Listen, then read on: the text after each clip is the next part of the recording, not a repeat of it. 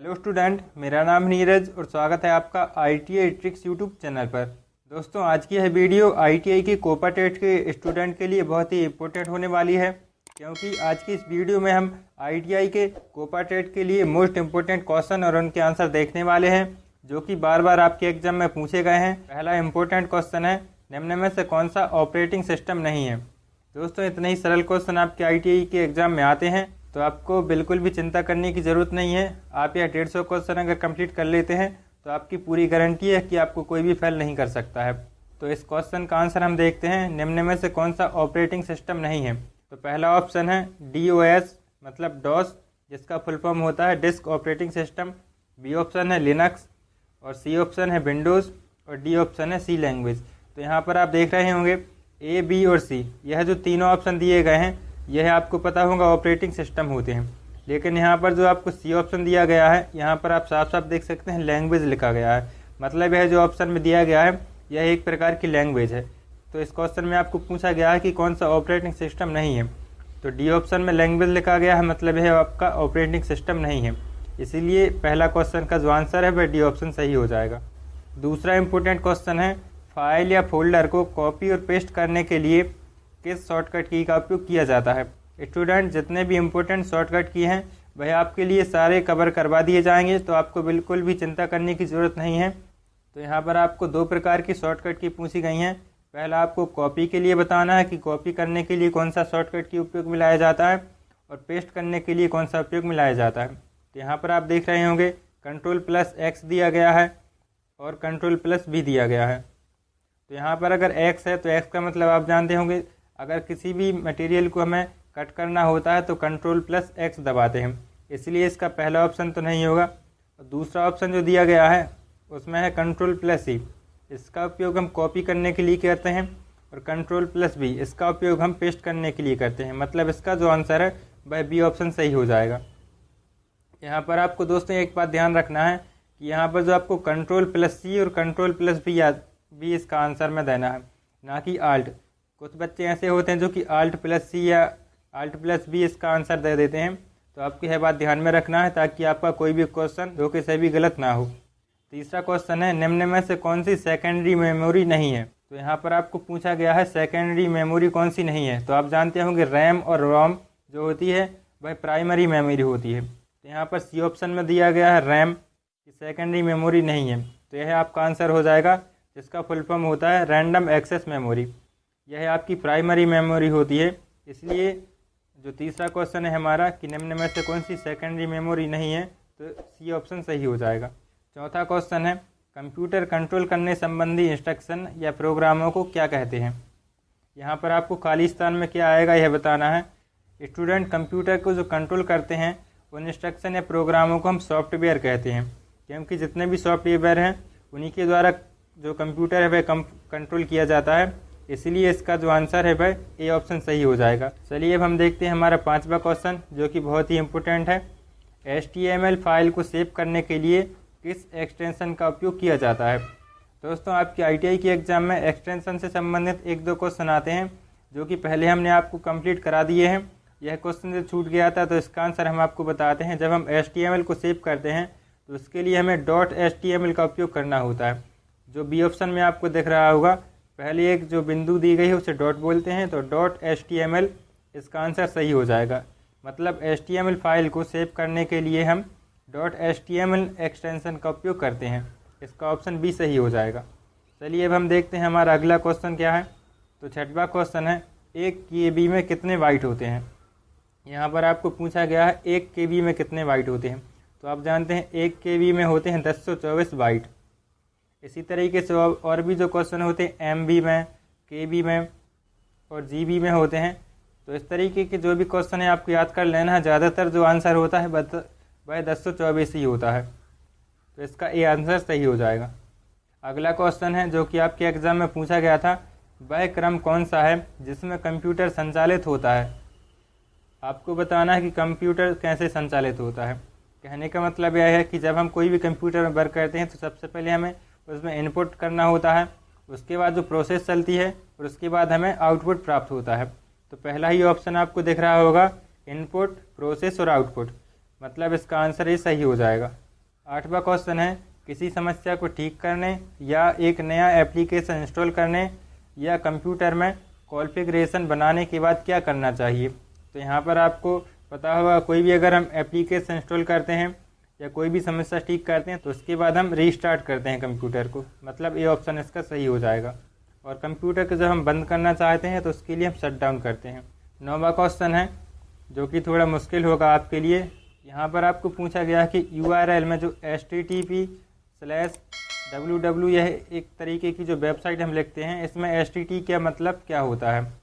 तो आपको अगर HTTP का जो फुल फॉर्म पता होगा, जो कि होता है हाइपर टेक्स्ट ट्रांसफ़र प्रोटोकॉल, तो आपको यह जो क्वेश्चन है वह आप पर बन जाएगा, क्योंकि यहाँ पर जो इसका फुल फॉर्म में भी आता है प्रोटोकॉल, यहाँ पर आप ऑप्शन में भी देख रहे होंगे C ऑप्शन में दिया गया है प्रोटोकॉल। तो इसका फुल फॉर्म आपको याद कर लेना है, हाइपर टेक्स्ट ट्रांसफ़र प्रोटोकॉल। यह एक तरीके का प्रोटोकॉल होता है, मतलब इसका C ऑप्शन सही हो जाएगा। स्टूडेंट, इसी तरीके के क्वेश्चन आपके ITI के एग्जाम में पूछे जाते हैं, तो आप प्लीज़ इस वीडियो को पूरा ज़रूर देखना और पहले के जो हमारे पार्ट कंप्लीट कराए गए हैं उन्हें भी आप ज़रूर देख लेना, तो आपके लिए जो एग्ज़ाम में कभी भी परेशानी नहीं होगी। 10वां क्वेश्चन है, टैली सॉफ्टवेयर में यूज़र के द्वारा इंटर किया गया सारा डाटा कौन सी डायरेक्टरी में स्टोर होता है। तो जो डाटा होता है वह आपकी डाटा डायरेक्टरी में स्टोर होता है, मतलब ए ऑप्शन इसका सही हो जाएगा। 11वां क्वेश्चन है, वेब पेजों को इंटरनेट से जोड़ने या प्रदर्शित कराने के लिए किसकी आवश्यकता होती है। दोस्तों, किसी भी वेब पेज को इंटरनेट पर जोड़ने के लिए हमें सबसे पहले ज़रूरत होगी इंटरनेट कनेक्शन की, उसके बाद हमारा एक वेब ब्राउज़र होना चाहिए और उसके बाद हमारा एक वेब सर्वर भी होना चाहिए। यह तीनों की आवश्यकता हमारे लिए पड़ेगी, इसके लिए किसी भी इंटरनेट से वेब पेज को जोड़ने के लिए, मतलब इसका ऑप्शन डी सही हो जाएगा। स्टूडेंट, ज़्यादातर जो कोपा टेट के एग्ज़ाम हमने देखे हैं, क्योंकि हमने भी कोपा टेट से ITI की हुई है, तो वहाँ पर जो डी ऑप्शन में यह सभी लिखा होता है या इनमें से कोई नहीं लिखा होता है, ज़्यादातर वही ऑप्शन सही होता है। तो आपको अगर कुछ भी नहीं आता होगा, इस क्वेश्चन का आंसर अगर आपको नहीं पता होता, तो आप इसका डी ऑप्शन सही लगा देते। इस तरीके के जो भी क्वेश्चन आपको आएँ, अगर आपसे नहीं बनते हैं तभी आपको इसका डी ऑप्शन सही लगाना है। चलिए देखते हैं हमारा अगला क्वेश्चन, जो कि 12वां क्वेश्चन है। वेब पेज के हेडर को परिभाषित करने के लिए निम्न में से किस टैग का उपयोग किया जाता है। स्टूडेंट, टैग से संबंधित 1-2 क्वेश्चन आपके एग्जाम में पूछे जाते हैं। यहाँ पर आपको जो क्वेश्चन है, इस तरीके के क्वेश्चन आपको प्रैक्टिकल में ज़्यादा पूछे जाते हैं, इसीलिए आपका एक ना एक क्वेश्चन यहाँ पर आपको देखने के लिए मिल जाएगा, जो कि बहुत ही आसान होता है। यहाँ पर आपको हेडर में पूछा गया है, तो हेड आप देख रहे होंगे, हेड लिखा हुआ है, तो यहाँ पर डी ऑप्शन में भी हेड लिखा गया है, मतलब इसका ऑप्शन डी सही हो जाएगा। हेडर को परिभाषित हम कर सकते हैं HEAD, मतलब हेड जो लिखा हुआ है, इसका डी ऑप्शन सही हो जाएगा। 13वां क्वेश्चन है। दोस्तों, यह क्वेश्चन आपको बड़ा ज़रूर दिख रहा होगा, लेकिन बहुत ही आसान क्वेश्चन है। इस तरह के क्वेश्चन आपको कंफ्यूज करने के लिए दिए जाते हैं, ताकि आप इसे क्वेश्चन को देखकर घबरा जाएं और इसका आंसर आप नहीं लगा पाएँ। तो आपको इस क्वेश्चन को सबसे पहले आराम से पढ़ना है, उसके बाद जो भी इसका आंसर होगा वह आपसे बन ही जाएगा, अगर आप हमारी जो वीडियो है वह देख रहे हैं तो। चलिए हम क्वेश्चन पढ़ते हैं। विजुअल बेसिक में कुछ कंट्रोल ऐसे होते हैं जो स्वयं सक्रिय रूप से कार्य नहीं करते हैं, बल्कि ये कंट्रोल किसी अन्य कंट्रोल के लिए नए कंटेनर की तरह कार्य करते हैं। यह कंट्रोल क्या कहलाते हैं। तो यहाँ पर आप देख रहे होंगे लिखा हुआ है कंटेनर की तरह कार्य करते हैं, तो इसका आंसर भी आपको कंटेनर से संबंधित ही देखना है। तो जो ए ऑप्शन देखा गया है कंटेनर कंट्रोल, यही इसका आंसर हो जाएगा। अगला इंपॉर्टेंट क्वेश्चन देखते हैं। 14वां क्वेश्चन है हमारा, विजुअल बेसिक फॉर एप्लीकेशन में कांस्टेंट का मान पूरे प्रोग्राम में खाली स्थान रहता है। यहाँ पर जो खाली स्थान दिया गया है, यहाँ पर कौन सा शब्द आएगा वह आपको बताना है। सबसे पहले आप क्वेश्चन को पढ़ेंगे और उसे समझेंगे, इसके बाद आपको खुद पता चल जाएगा कि यहाँ पर क्या आएगा। जैसे यहाँ पर लिखा गया है कि विजुअल बेसिक फॉर एप्लीकेशन, मतलब VBA में कांस्टेंट का मान पूरे प्रोग्राम में स्थिर रहता है। यही आपको यहाँ पर भरना था कि जो प्रोग्राम में जो भी कांस्टेंट का मान है वह स्थिर रहता है, मतलब इसका बी ऑप्शन सही हो जाएगा। चलिए अगला क्वेश्चन देखते हैं। जावा स्क्रिप्ट का प्रयोग किस प्रकार के अनुप्रयोगों में किया जाता है। बहुत ही आसान क्वेश्चन है।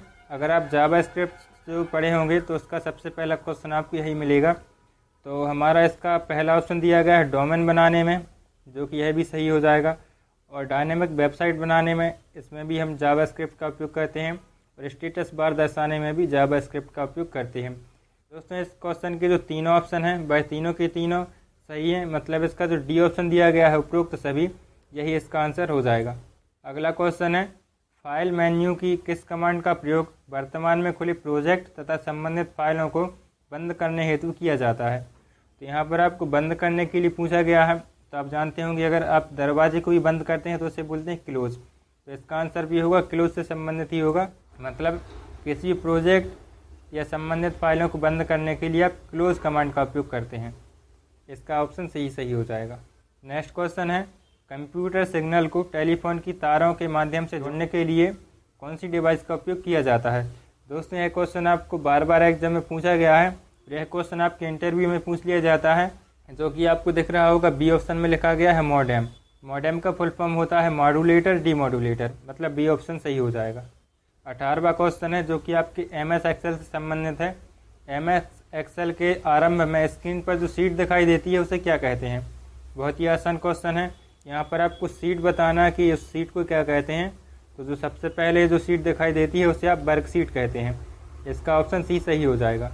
दोस्तों आपको वीडियो समझ में आ रही होगी तो प्लीज़ आप इस वीडियो को लाइक कर देना और अपने स्टूडेंट के जो ग्रुप है उसमें भी शेयर कर देना, ताकि आपके जितने भी दोस्त हैं उनको भी ये जो इम्पोर्टेंट क्वेश्चन है वह पहुँच सकें। हमारा 19वां क्वेश्चन है, ओपन ऑफिस का प्रोग्राम बेस क्या काम आता है। तो यहाँ पर आपको ओपन ऑफिस के बारे में पूछा गया है। इसका उपयोग हम करते हैं कब, जब हमें प्रेजेंटेशन बनाना होता है। डी ऑप्शन में आप देख रहे होंगे लिखा हुआ है प्रेजेंटेशन में, मतलब ओपन ऑफिस का जो प्रोग्राम बेस है वह प्रेजेंटेशन के काम में आता है, मतलब इसका डी ऑप्शन सही हो जाएगा। अगला क्वेश्चन देखते हैं। यहाँ पर आपको जो खाली स्थान है यहाँ पर कौन सा जो अक्षर आएगा वह आपको बताना है। हमारा क्वेश्चन है, कौन से सिंबल के प्रयोग से ईमेल एड्रेस यूज़र नेम को IPS से अलग करता है। तो जब आप लिखते हैं अपनी ईमेल, तो हमारी ईमेल है neerajjharia01@gmail.com। तो यहाँ पर आप देख रहे होंगे बीच में हमने @ बोला है, जो कि आपको बी ऑप्शन में दिख रहा होगा।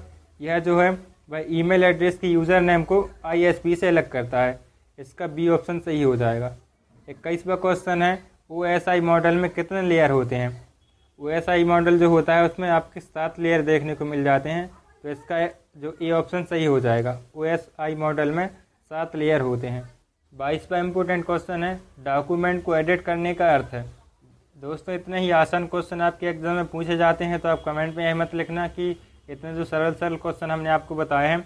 और भी जो इम्पोर्टेंट क्वेश्चन हैं भाई हमने आपको बता ही दिए हैं कि जो पहले हमने पार्ट 1, पार्ट 2, पार्ट 3 अपलोड कर दिए हैं और मैं आपको देखने के लिए मिल जाएंगे। तो प्लीज़ आप वीडियो को पूरा ज़रूर देखना और हमारी जो पुरानी वीडियो हैं उन्हें भी आप देख लेना, ताकि जितने भी क्वेश्चन हैं भाई सारे के सारे क्वेश्चन आपको समझ में आ चुके। इन्हीं में से जो आपके क्वेश्चन हैं भाई मैंने एग्जाम में देखने के लिए मिल जाएंगे।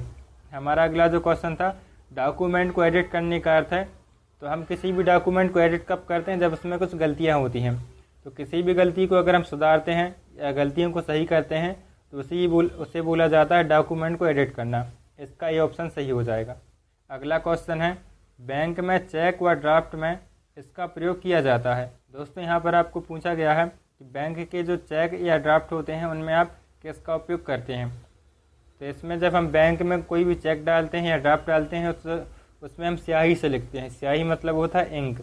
तो इंक को पढ़ने के लिए हम किसका उपयोग करेंगे, मैग्नेटिक इंक कैरेक्टर रीडर, मतलब जो बी ऑप्शन दिया गया है MICR।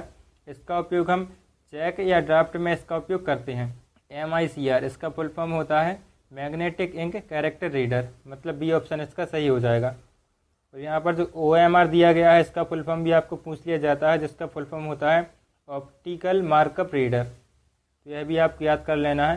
चलिए अब हम अपना अगला क्वेश्चन देखते हैं, वीडियो गेम निम्न में से किसके द्वारा नियंत्रित किए जाते हैं।